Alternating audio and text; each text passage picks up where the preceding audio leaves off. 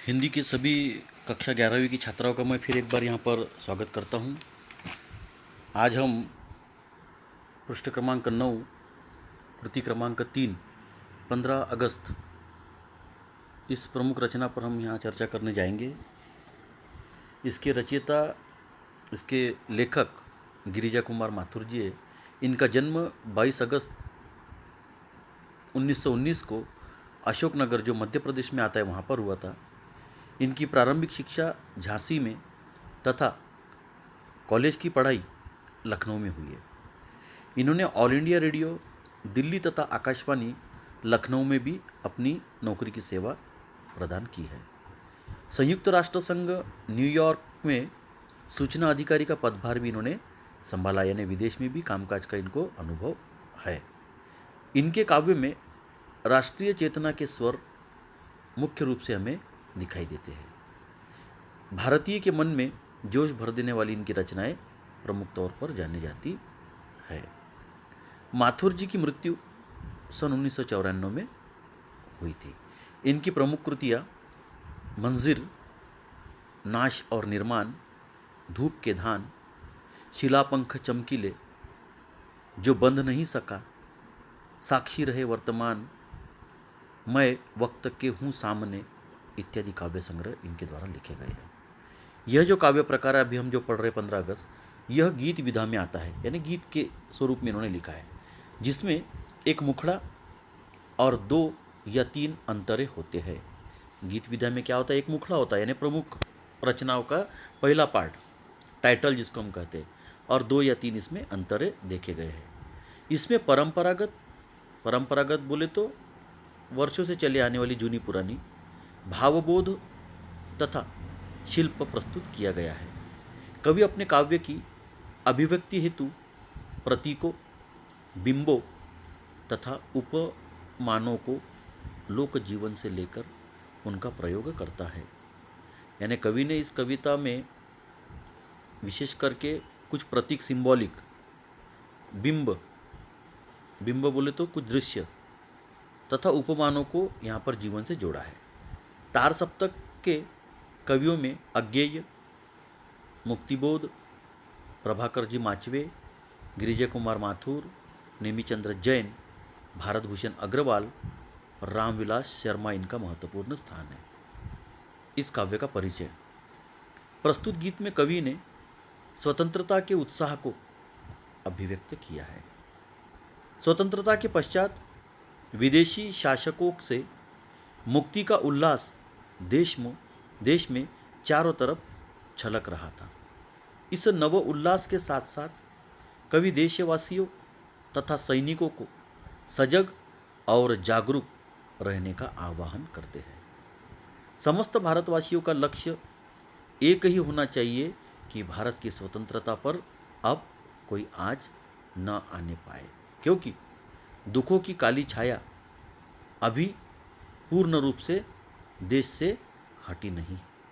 जब शोषित, पीड़ित और मृतप्राय समाज का पुनरुत्थान होगा, तभी सही मायने में भारत आज़ाद कहलाएगा। यानी हमारे देश को 15 अगस्त 1947 को स्वतंत्रता ज़रूर मिली।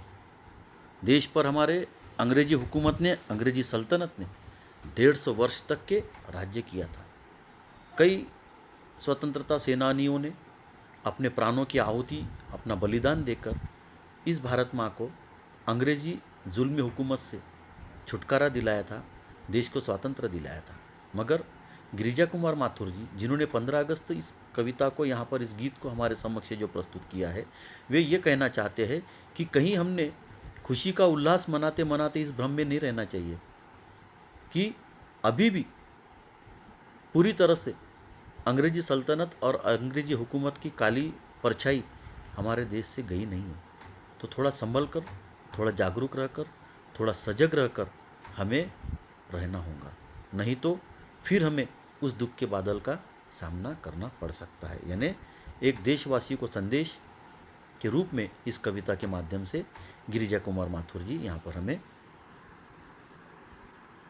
इस कविता का भावार्थ बताने का प्रयास करते हैं। ध्यान दीजिए।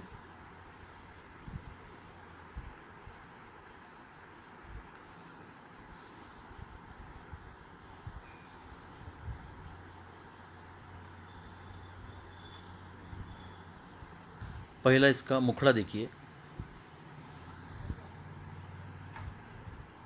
आज जीत की रात पहरुए सावधान रहना, खुले देश के द्वार अचल दीपक समान रहना। देखिए, लेखक यहाँ पर ये कहना चाहते हैं कि आज जीत की रात है। पहरुए बोले तो पहरा देने वाला प्रहरी, वॉचमैन जिसको हम कहते हैं, देश की सीमा रेखा पर देश की सुरक्षा करने वाला जो सच्चा सिपाही होता है उसे भी पहरुए करके कहा गया है। ठीक है, 15 अगस्त है, आज जीत की रात है, हमने इस जीत का उल्लास, इसका उत्सव जरूर मनाना चाहिए। मगर हे प्रहरी, हे पहरा देने वाले, हमें थोड़ा सावधान रहना होगा, गाफिल रहकर हमें चलना नहीं चलेगा, क्योंकि देश के पूरे द्वार आज भी खुले हैं, हमारी सीमाएं पूरी तरह से सुरक्षित नहीं है। एक अचल दीपक के समान, अचल दीपक बोले तो जो एक जगह स्थित रहकर, एक ही जगह तटस्थ रहकर जो उजाला देने का काम इर्द गिर्द के परिसर को करता है, ठीक उसी तरह पहरा देने वाले सच्चे सिपाही को, सच्चे सैनिक को आज जीत की रात का जश्न मनाते मनाते आंखों में अंजन डालकर, आंखों में काजल डालकर, आंखों में तेल डालकर सजग और सतर्क रहने की आवश्यकता है। इस तरह ये पहला मुखड़ा यहाँ पर हमें समझना चाहिए। प्रथम चरण है नए स्वर्ग का, यानी शुरुआत है अभी हमारी 150 वर्ष के अंग्रेजों के जुल्मी हुकूमत को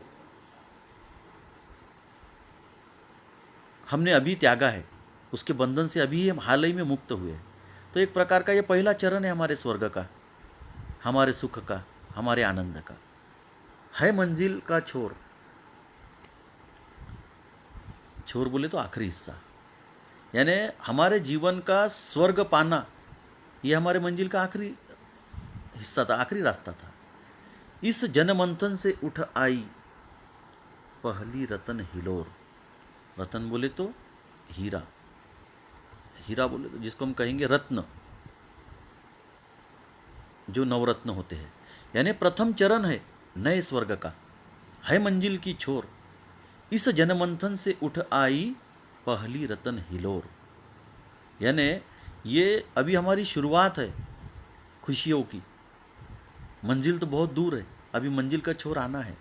और इस जनमंथन से, इस जन जन से यह आवाज़ हमारे हृदय तक के पहुंचनी चाहिए कि यह पहली रतन हिलोर है। हिलोर बोले तो हवाओं के झरोके से जो सुखद भरा अनुभव हमको जो हवा देकर जाती है, उस तरह का अभी लहर, अभी खुशियों की सिर्फ शुरू हुई है। अभी शेष है पूरी होना जीवन की मुक्ता डोर, शेष बोले तो बची, अभी तो और बहुत खुशियों का हमको देखना है, ये तो शुरुआत है। जीवन की मुक्ति की डोर अभी और बहुत बाकी है।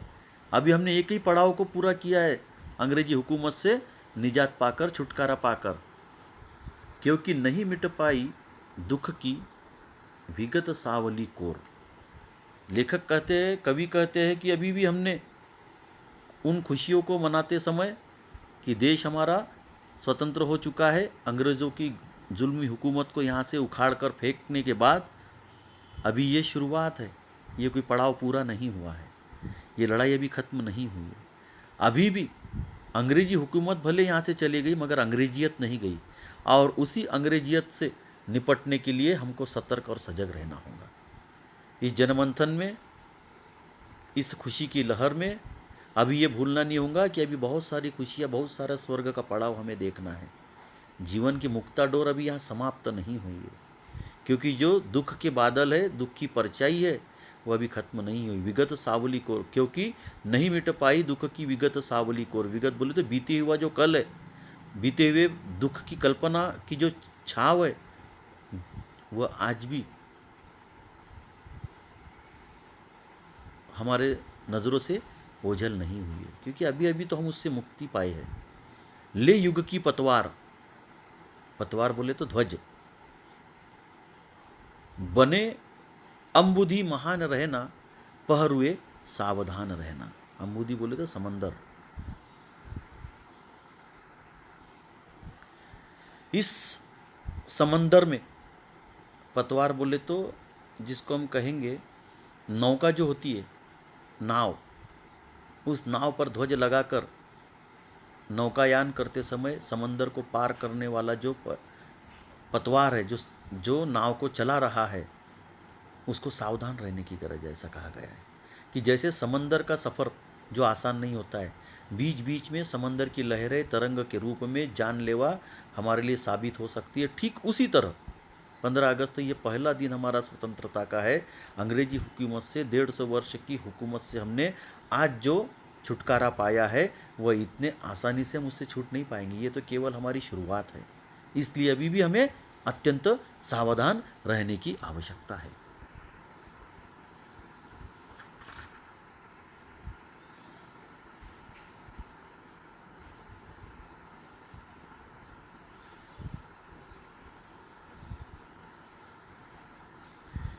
ऊंची हुई मशाल हमारी, आगे कठिन डगर है। अंधकार इतना है कि उस अंधकार में उजाले को खोजते खोजते हमारे हाथ में जो मशाल है, उसे हमें ऊंची करना पड़ेगा। और आगे कठिन डगर है। डगर बोले तो रास्ता। आगे का रास्ता कैसा है? बहुत कठिन है। शत्रु हट गया, लेकिन उसकी छायाओं का डर है। मैंने अभी बताया आपको कि अंग्रेज चले गए, अंग्रेजियत नहीं गई, उनके विचार नहीं गए। इसलिए शत्रु हट गया होगा, मगर आज भी छायाओं का डर है, उसकी परछाई का डर है। शोषण से मृत है समाज, कमज़ोर हमारा घर है। अंग्रेज़ों ने हमारा इतना समाज का शोषण कर लिया है कि हम जिंदा रहते हुए भी मरे हुए हैं। इतने कमज़ोर से हम हो चुके हैं। देश की विचार, देश की संपत्ति, देश की संस्कृति, सभी को लूटने का काम बेशुमार रूप से अंग्रेज़ों ने किया है। और उनकी इस शोषण से हमारा जो समाज है पूरी तरह से मृत है, मरा हुआ है। जिंदा रहता हुआ भी बहुत कमज़ोर सा हो चुका है। किंतु आ रही नई जिंदगी, यह विश्वास अमर है। मगर हम भले ही कमज़ोर हो चुके हो, भले ही हम मर चुके हो, मगर आने वाला समय हमारा है। आने वाली ज़िंदगी हमारी खुशहाली वाली है। हमें इस विश्वास पर मरना नहीं है, बल्कि अमर रहना है। जनगंगा में ज्वार लहर, तुम प्रवाहमान रहना, पहरुए सावधान रहना। जनगंगा में ज्वार बोले तो जिसको हम कहेंगे, जो समंदर में जैसी लहरें आती है, वैसे ही ज्वार उभर आता है एक लहरों के समान। वो प्रवाहमान होता है, बहता हुआ होता है। और ऐसे प्रवाहमान लहरों के उत्सर्ग संसर्ग में हमें सावधान रहना होगा, कहीं वो लहरें हमें अपने बहाव में बहाकर असुरक्षित न कर डाले। इसलिए हमें बहुत दुश्मन से सतर्क रहना होगा।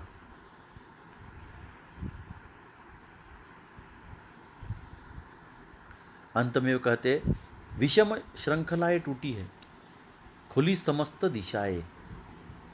विषम श्रृंखलाएं बोले तो अंग्रेजी हुकूमत यहाँ से चले गई, जुल्मी हुकूमत भले यहाँ से चली गई, वो टूट गए, पूरी तरह से चले गए, मगर खुली समस्त दिशाएं, दिशाएं तो पूरी खुली है। बुराइयाँ आने को बहुत समय नहीं लगता। दुश्मन हमारे देश में किसी भी दिशा से घूम सकता है, आ सकता है अंदर। इसलिए हमें सतर्क रहना होगा। हमारी सीमाएं पूरी तरह से सुरक्षित नहीं है। आज प्रभंजन बनकर चलती युगबंदिनी हवाएं, यानी आज जो स्वतंत्रता रूपी जो उन्मुक्त स्वतंत्र हवाएं जो चल रही है, वो कभी भी हमें बंदिश कर सकती है। जिस हवा ने युगों युगों तक हमारे देश की स्वतंत्रता को छीन लिया था, स्वतंत्र हवाओं को बंदिश कर लिया था, आज प्रश्न चिन्ह बनकर खड़ा हो गया है कि ये सीमाएं सिमटी हुई, हम उसे तोड़ पाएंगे कि नहीं पाएंगे। आज पुराने सिंहासन की टूट रही प्रतिमाएं, उठता है तूफान, इंदु तुम दीप्तिमान रहना, पहरुए सावधान रहना। देखिए अंत में वे कहते हैं, युगबंदिनी हवाएं प्रश्न चिन्ह बन खड़ी हो गई। ये सिमटी सीमाएं आज पुराने सिंहासन की, टूट रही प्रतिमाएं, उठता है तूफान, इंदु बोले तो चंद्र, तुम दीप्तिमान रहना, दीप्तिमान बोले तो चमकते रहना, पहरुए सावधान रहना। देखिए इस अंतिम पंक्तियों में कविवर ने इस तरह से वर्णन किया है कि भले ही अंग्रेजों की विषम श्रृंखलाएं यहाँ से टूट गई है, मगर सभी दिशाएं पूरी तरह से देश की सुरक्षित नहीं है। सीमाएं पूरी तरह से बंदिश और सील नहीं है। किसी भी वक्त बुरे विचार, अंग्रेजी हुकूमत या और कोई दुश्मन जो हमारे देश की सुरक्षा से खेल सकता है वो कभी भी आ सकता है। ये एक प्रकार का प्रश्न चिन्ह नहीं है। ये सिमटी हुई सीमाएं आज पुराने सिंहासन की तरह जो टूटा फूटा होता है, जो ध्वस्त हो जाता है, टूट रही प्रतिमाएं, देश की जो संस्कृति है वो ढह रही है। उठता है तूफान, इंदु तुम दीप्तिमान रहना, पहरुए सावधान रहना। यानी भले ही सिंहासन हमारा डगमगा जाए, सिंहासन चरमरा जाए, प्रतिमाएं टूट जाए, मगर हमने तूफान की तरह उसका सामना करना होगा। चंद्रमा की तरह शीतल होकर, चंद्रमा की तरह ठंडक होकर हमें चमकते रहना पड़ेगा और हमेशा एक पहरुए की तरह, एक सुरक्षा रक्षक की तरह, एक देश के सैनिक की तरह हमें जागरूक रहना होगा और दुश्मनों की हर चाल को समझकर उसे झेल कर उसकी परास्त करने के लिए हमें प्रयास करना होगा। इस तरह से यहाँ पर गिरिजा कुमार माथुर जी ने अपने विचार यहाँ प्रकट करके देश के प्रति यह कविता को हमारे समक्ष उन्होंने क्या किया है, समर्पित किया है।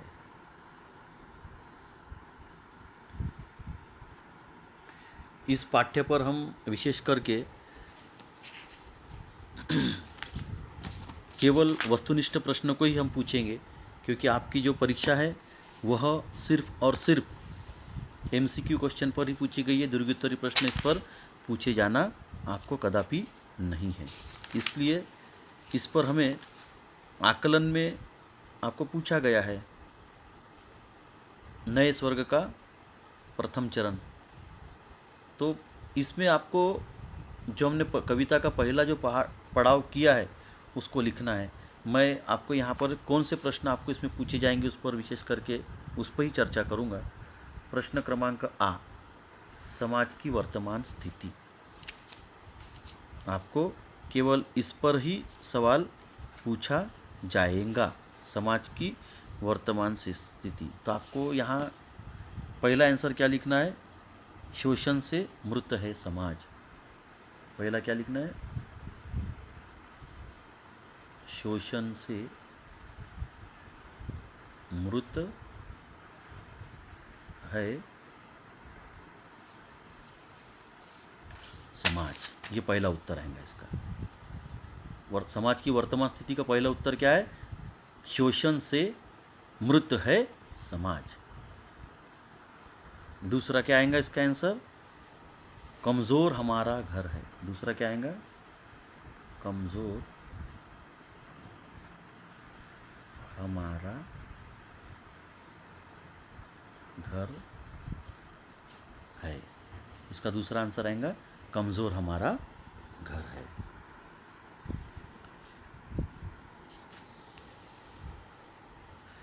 काव्य सौंदर्य में ये स्पष्टीकरणात्मक प्रश्न है, इस पर आपको नहीं पूछे जाएगा प्रश्न। अब आपको आना है साहित्य संबंधी ज्ञान पर।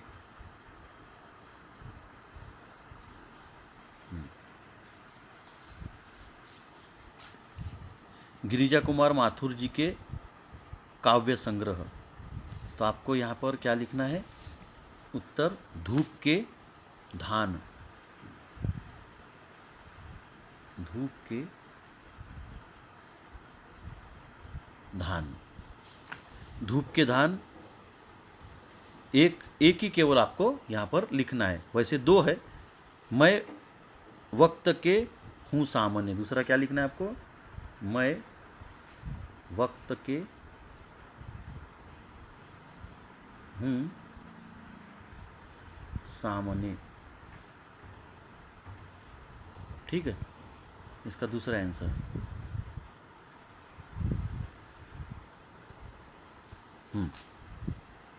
तार सप्तक के दो कवियों के नाम लिखिए। तो पहला आएगा प्रभाकर माचवे।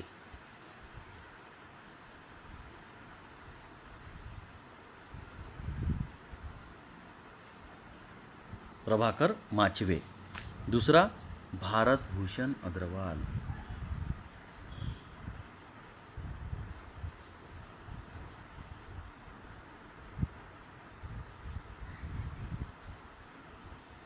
ठीक है, इस तरह से इसका आंसर यह होगा।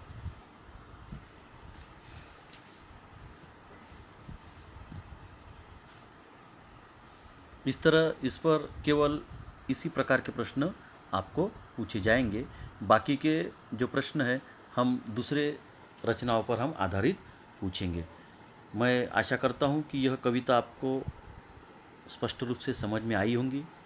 इस पर जो सवाल की चर्चा हमने की है, केवल उन्हीं सवालों पर आपको प्रश्न पूछे जाएंगे। धन्यवाद।